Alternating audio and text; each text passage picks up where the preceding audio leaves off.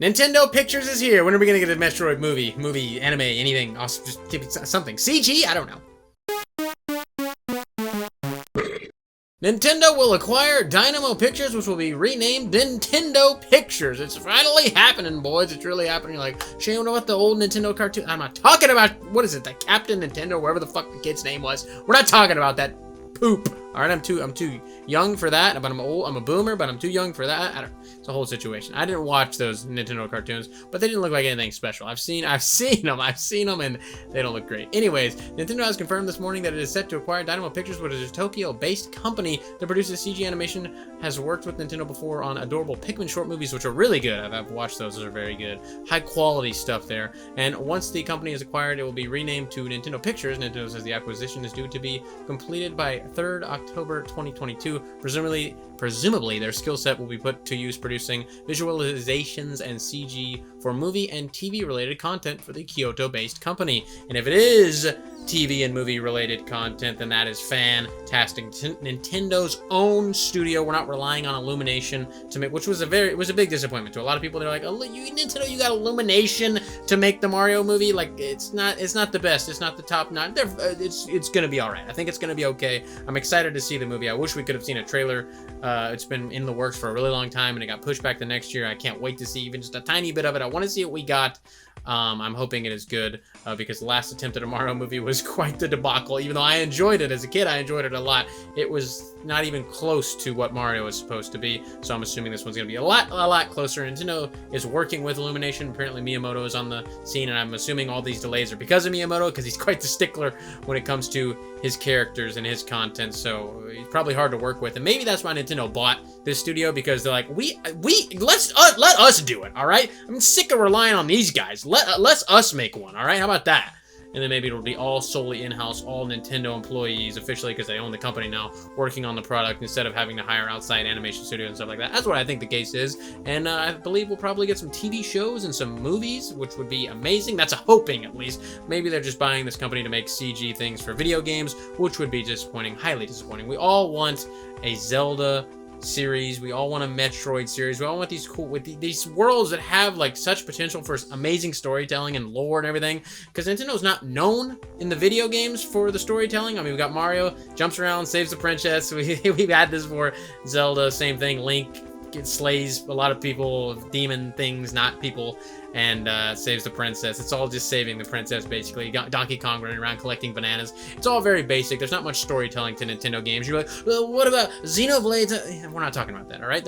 You know what? We're talking about the core Nintendo IP. Even Metroid it does have a little bit of story, but it's not that deep. Like, you look at Halo and all these other like things in the same vein as kind of what Metroid is, even though they're not. I'm just talking about like the lore behind them. Samus is a space traveling bounty hunter that fights aliens. Master Chief does kind of the same thing, basically, just in the same vein there. And that one has so much more stories that have been told with it in the video games as opposed to Metroid, which has it does have a little bit of storytelling, but not as much.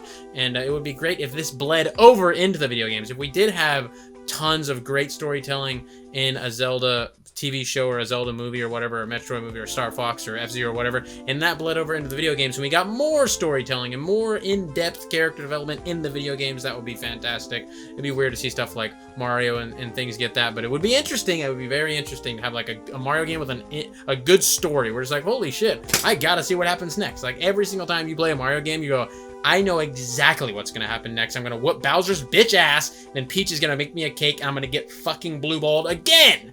That's what's gonna happen in every Mario game you're ever gonna play, basically. But it would be great to have some kind of depth there. Maybe, like I said, it would bleed over. That would be fantastic. And I know I'm very late to this, but I've had quite a rough past couple weeks here. AC was out for a week, and then I got shingles, and it's been a whole mess.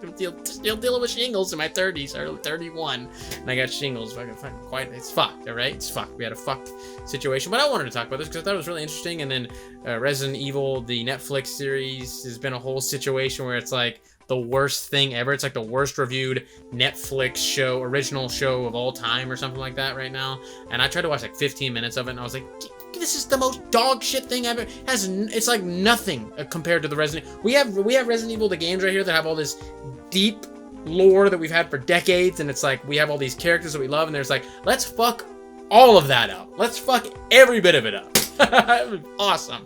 I don't know how it's so hard to make a good Resident Evil property outside of the video games, not property, product outside of the video games, but for some reason it is. I don't know, we can't make one good. There was that one movie that came out kind of recently that was like Resident Evil 2 and 3-ish kind of setting with Leon and everything. Leon was like a Mexican guy or something. That was actually alright. I thought that was alright, but it kind of like disappeared. Like I saw it in theaters and haven't heard anybody talk about it or anything. It's just like gone. It's gone in the wind, alright? But Resident Evil always has all this, has so much content outside of the video games, but it's always dog shit. To me, at least. Maybe you like it, I don't know. But it's Capcom's fault. There's letting anybody who ever you want to make Resident Evil, fucking do it. Capcom will let your ass. But here we go. Nintendo has their own studio, so maybe they're gonna keep the reins tight on it, make good stuff, good quality stuff. It would be great to have movies like a Nintendo universe, kind of like a Marvel Cinematic Universe. I know that gets shitted on all the time. People are like, you like Marvel movies? I like actual cinematic storytelling. Martin Scorsese, maybe you've heard of him. I like it all. I like all movies, all right? I like popcorn fun, dumb movies like Marvel movies, and I like great storytelling, in-depth movies. Gangs of New York, fantastic. Goodfellas, I love Goodfellas. There's so many good movies out there, and for different reasons, they're good movies. For different reasons. It doesn't have to be an in-depth story to be a good movie. If I have fun at the movie theater, eating popcorn, making jokes with my friends, watching a movie, it was a good movie. It was a good time, all right? There's different movie-going experiences. It doesn't have to be one thing.